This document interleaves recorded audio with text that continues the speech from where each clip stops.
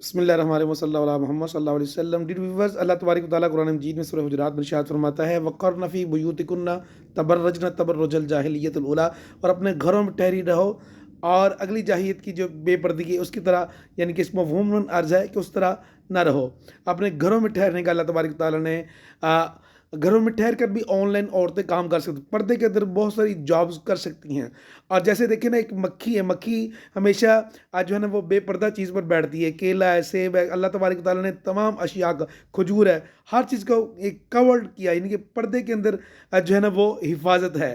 اور ہم جب گوشت لیتے ہیں تو گوشت کو کیسے سنبھال کر لے جاتے ہیں. تو اتنے من کی 2 من کی بوٹی، 1.5 من کی بوٹی کو ہم ایسی بازاروں میں اپنی ماؤں بہنوں کو ایسے دکھاتے رہتے ہیں. تو اس سے ہمیں بچنا چاہیے، اس کے بڑے نقصانات ہیں. اللہ تعالیٰ ہمیں اسلام کے مطابق زندگی گزرنے کی توفیق عطا فرمائے. چینل بنی ہو تو کائنڈلی چینل کو سبسکرائب کر دیں.